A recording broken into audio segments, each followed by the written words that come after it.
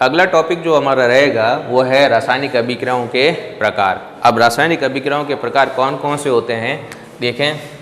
इसमें जो है हमें कौन कौन सी अभिक्रिया पढ़नी है, हमें पढ़नी है इसमें संयोजन अभिक्रिया, संयोजन अभिक्रिया के बाद में इसमें हम पढ़ेंगे वियोजन, और वियोजन को ही कहा जाता है अपघटन। वियोजन या फिर इसी को हम क्या कहेंगे, अपघटन अभिक्रिया। तो संयोजन और वियोजन अभिक्रिया हो गई, ठीक है ना। फिर इसके बाद में हम पढ़ेंगे इसमें ऊष्माक्षेपी अभिक्रिया। ऊष्माक्षेपी के बाद में हम पढ़ेंगे इसमें ऊष्माशोषी अभिक्रिया। ऊष्माशोषी अभिक्रिया के बाद में अगला जो टॉपिक इसमें आएगी, अगली जो अभिक्रिया आती है वो है विस्थापन अभिक्रिया, ठीक है ना।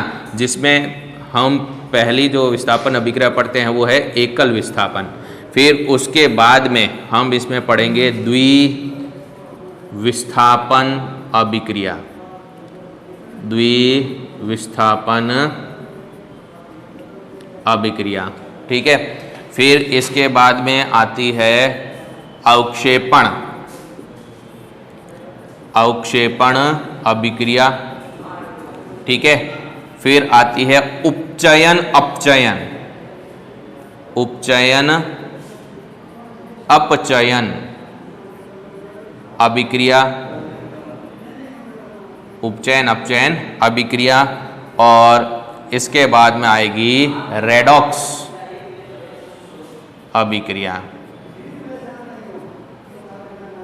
ठीक है। उपचयन व अपचयन अभिक्रिया, और अंत में हम क्या पढ़ेंगे, रेडॉक्स अभिक्रिया। तो इस प्रकार से जो है 9 अभिक्रियाओं के जो प्रकार है हमें पढ़ने हैं, जिसमें सबसे पहले हम पढ़ते हैं कौन सी अभिक्रिया, संयोजन अभिक्रिया। तो सबसे पहले जो हमारी हेडिंग आती है वो है संयोजन अभिक्रिया। संयोजन अभिक्रिया, संयोजन का मतलब क्या होता है, मिलना जुड़ना, ठीक ना, संयोग होना।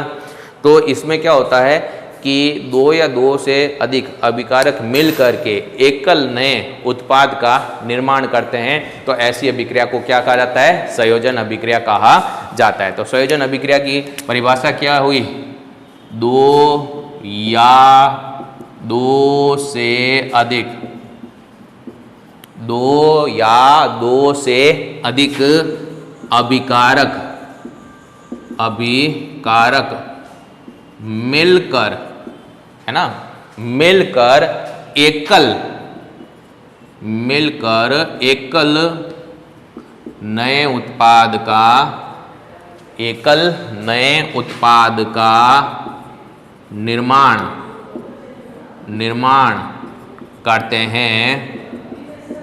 तो इसे क्या कहेंगे, संयोजन अभिक्रिया। तो इसे संयोजन अभिक्रिया कहते हैं, ठीक है ना। तो इसको हम क्या कहेंगे, संयोजन अभिक्रिया कहेंगे। अब संयोजन अभिक्रिया का उदाहरण क्या है, देखें इसका उदाहरण क्या है।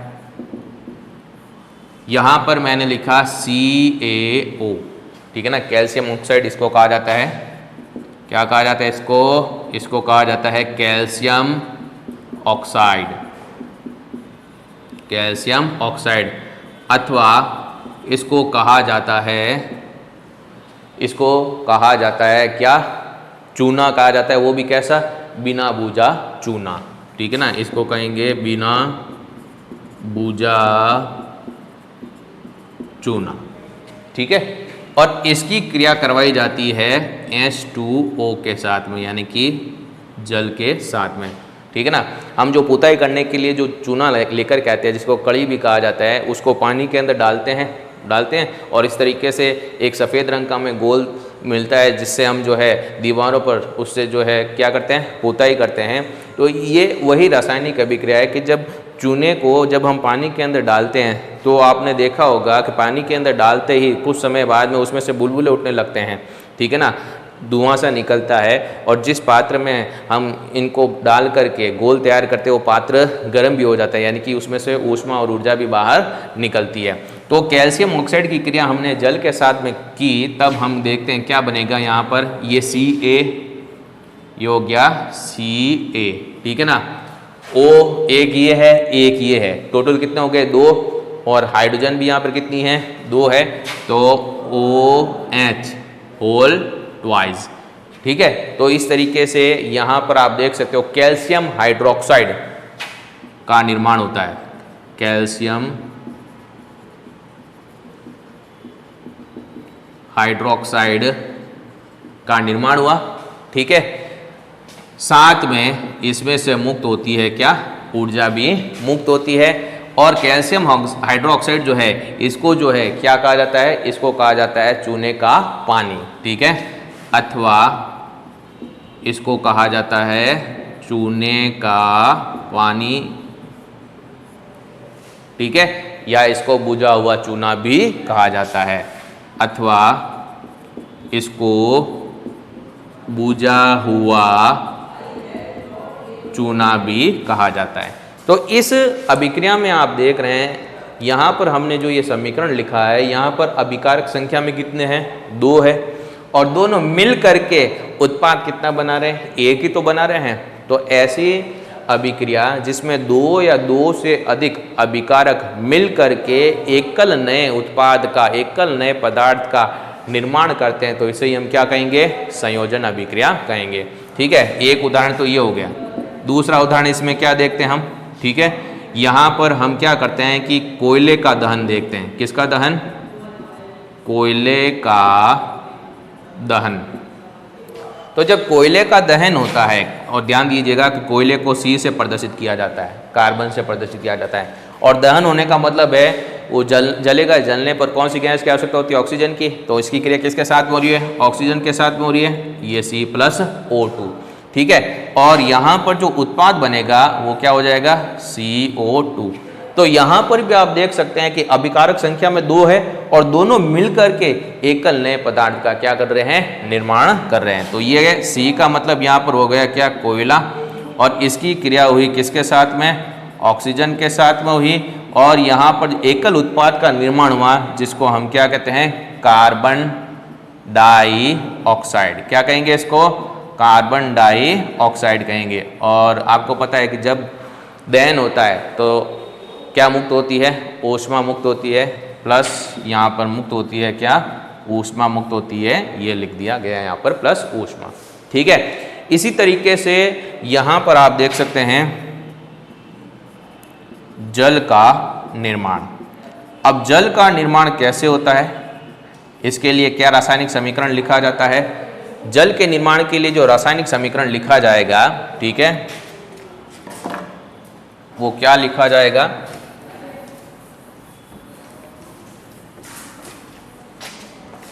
यहां पर हम लिखते हैं 2s2, यानी कि हाइड्रोजन जो है, हाइड्रोजन के जो अणुओं की संख्या है वो कितनी है, 2 है, और ऑक्सीजन के अणु की संख्या कितनी रहेगी, 1 रहेगी।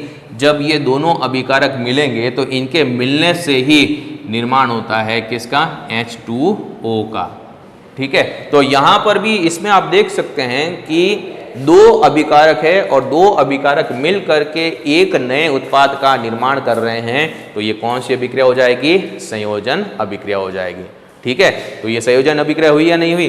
तो संयोजन अभिक्रिया में आप देखेंगे कि 2 या 2 से अभिकारक होंगे, और वो मिल करके केवल एक नए पदार्थ का, एक नए उत्पाद का क्या करेंगे, निर्माण करेंगे।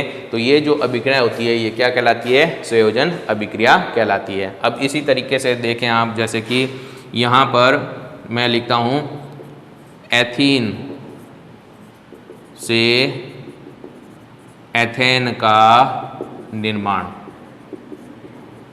एथीन से किसका निर्माण, एथेन का निर्माण। अब कैसे होता है, यहाँ पर आप देखेंगे कि एथीन का जो फॉर्मूला है CH2 डबल बॉन्ड CH2, ठीक है। अब यहाँ पर हम क्या करते हैं कि इसकी क्रिया करवाते हैं हाइड्रोजन के साथ में, हाइड्रोजन के साथ में क्रिया करवाई, तब आप देखोगे यहाँ पर एक हाइड्रोजन यहाँ और एक हाइड्रोजन यहाँ पर जुड़ जाएगा, CH2 की जगह हो जाएगा CH3 और यहाँ पर भी क्या हो जाएगा CH3 और डबल बॉन्ड बदल जाता है किसमें, एकल बॉन्ड में, ठीक है ना, एकल बंध में बदल जाता है, तो यहाँ पर बन जाएगा CH3 सिंगल बॉन्ड CH3। तो यहाँ पर एथीन, ठीक है, और एथीन की क्रिया करवाई किसके साथ में, हाइड्रोजन के साथ में, हाइड्रोजन का यहाँ पर क्या हुआ, संयोजन हुआ, और हाइड्रोजन के संयोजन से एथीन बदल जाता है किसमें, एथेन में बदल जाता है, किसमें बदल जाता है, एथेन में बदल जाता है, ठीक है। तो आप यहाँ पर देख सकते हैं इन सभी उदाहरणों में दो अभिकारक है और वो मिल करके एकल नए उत्पाद का क्या कर रहे हैं, निर्माण कर रहे हैं। तो ये सारे सारे जो है क्या कहलाएगी, कौन सी अभिक्रिया कहलाएगी, संयोजन अभिक्रिया कहलाती है। अब संयोजन के बाद में दूसरी जो अभिक्रिया आती है वो कौन सी आती है, वियोजन अभिक्रिया।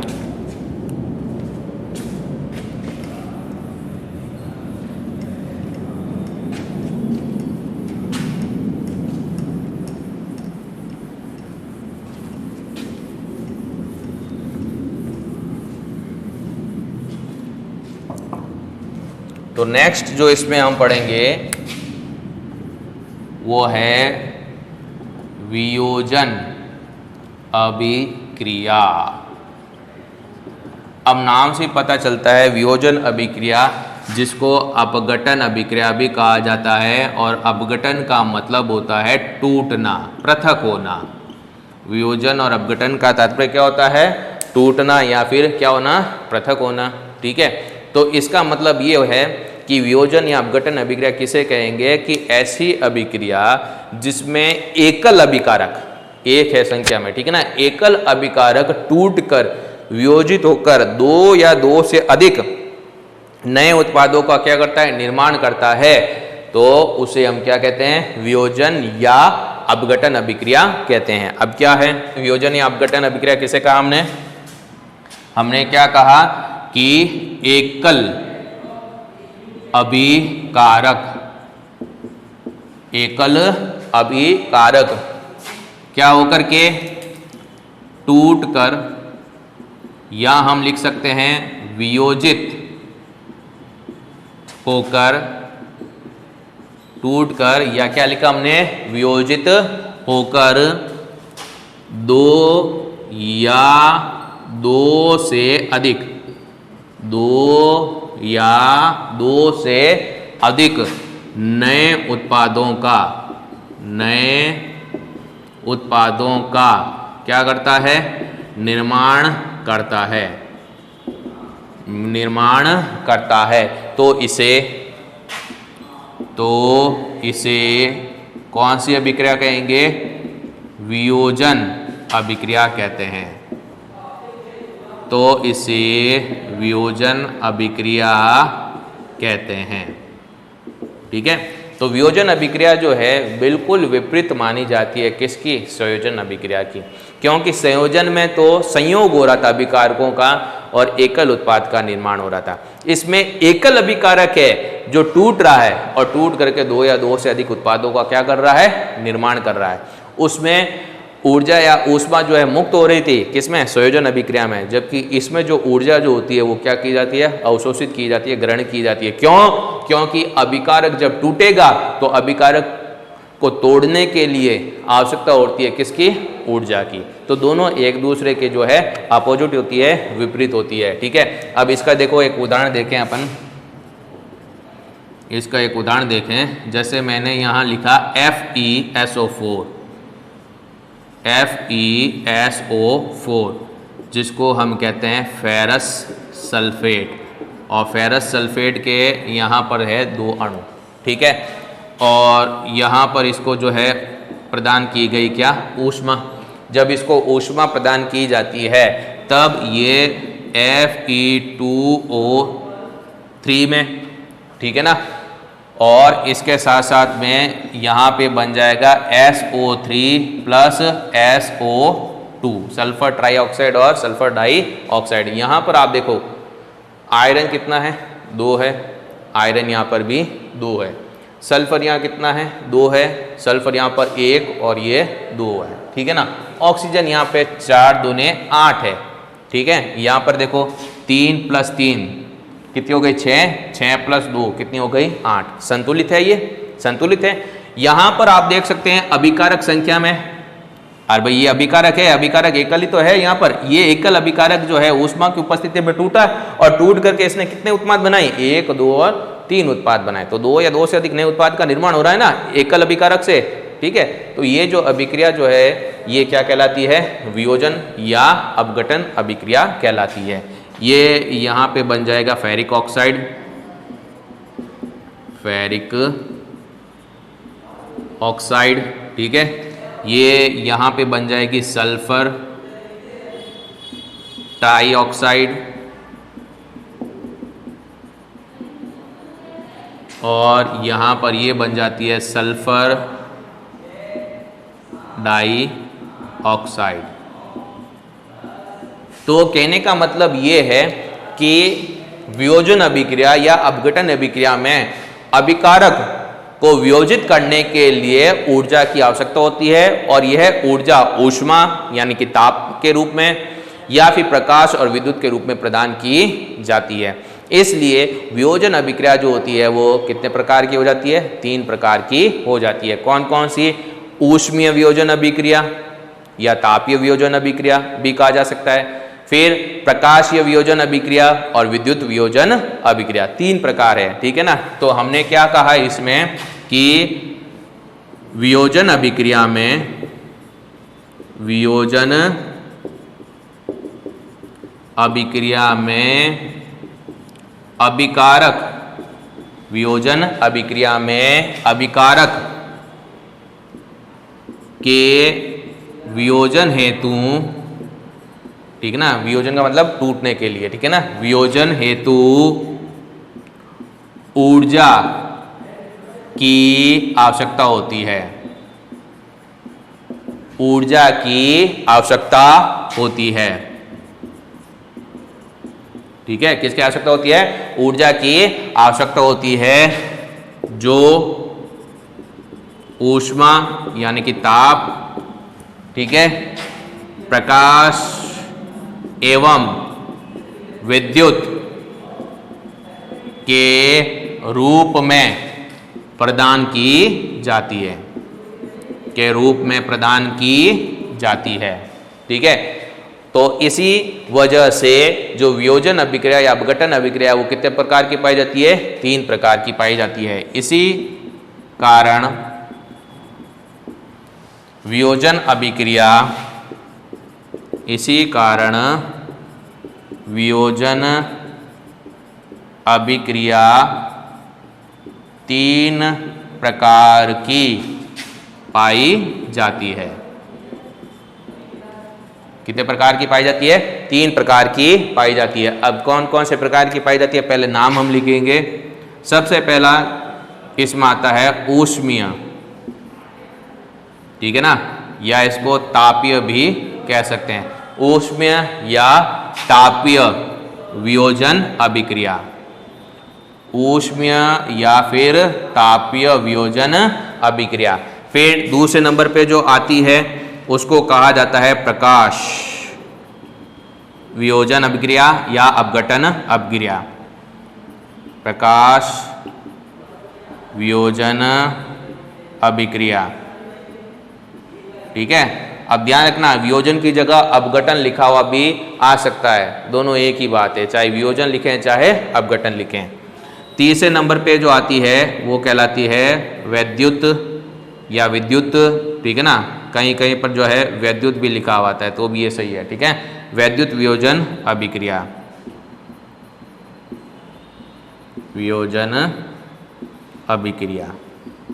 तो इस तरीके से हमें जो वियोजन अभिक्रियाएं जो होती है वो कितने प्रकार में पढ़नी होती है, 3 प्रकार में पढ़नी होती है। कौन कौन सी, ऊष्मीय या तापीय वियोजन अभिक्रिया, फिर प्रकाश वियोजन अभिक्रिया और उसके बाद में वैद्युत वियोजन अभिक्रिया। एक बार फिर से हम यहाँ तक रिवाइज कर देते हैं।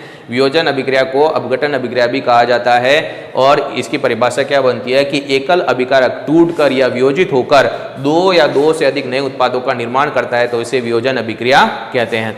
यहाँ पर आप देख सकते हैं कि फेरस सल्फेट जो है एकल अभिकारक है और ये ऊष्मा की उपस्थिति में टूट करके 3 नए उत्पाद यानी कि फेरिक ऑक्साइड, सल्फर ट्राइऑक्साइड और सल्फर डाइऑक्साइड का निर्माण करता है। ठीक है, फिर आपने देखा कि वियोजन अभिक्रिया में अभिकारक के वियोजन हेतु किसकी आवश्यकता होती है? ऊर्जा की आवश्यकता होती है और ये ऊर्जा कौन कौन से रूप में दी जा सकती है? ऊष्मा या ताप के रूप में, प्रकाश और विद्युत के रूप में प्रदान की जा सकती है। इसी वजह से वियोजन अभिक्रिया कितने प्रकार की पाई जाती है? 3 प्रकार की पाई जाती है। कैसे? ऊष्मीय या फिर तापीय वियोजन अभिक्रिया, फिर दूसरी होती है प्रकाश वियोजन अभिक्रिया और तीसरी होती है कौन सी? वैद्युत वियोजन अभिक्रिया। अब हम इसमें जो है सबसे पहले पढ़ेंगे ऊष्मीय या तापीय वियोजन अभिक्रिया के बारे में।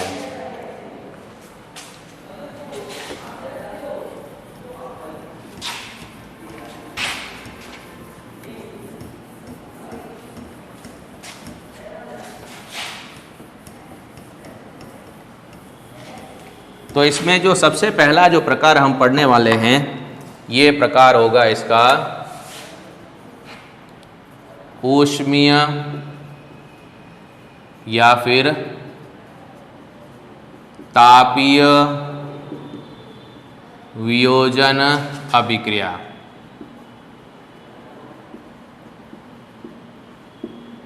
ठीक है, ऊष्मीय तापीय वियोजन अभिक्रिया। अब नाम से पता चलता है कि ऊष्मा या ताप की उपस्थिति में अभिकारक वियोजित होकर के 2 या 2 से अधिक नए उत्पादों का निर्माण करता है तो इसे ऊष्मीय या तापीय वियोजन अभिक्रिया कहते हैं। ठीक है ना। परिभाषा क्या है? बिल्कुल सिंपल सी परिभाषा है कि ऊष्मा या ताप की उपस्थिति में, ऊष्मा या ताप की उपस्थिति में अभिकारक वियोजित होकर, टूटकर, अपघटित होकर, कुछ भी लिख सकते हैं, अभिकारक वियोजित होकर, अभिकारक वियोजित होकर 2 या 2 से अधिक, 2 या 2 से अधिक नए उत्पादों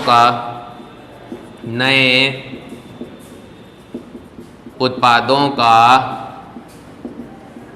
निर्माण करता है, नए उत्पादों का निर्माण करता है तो इसे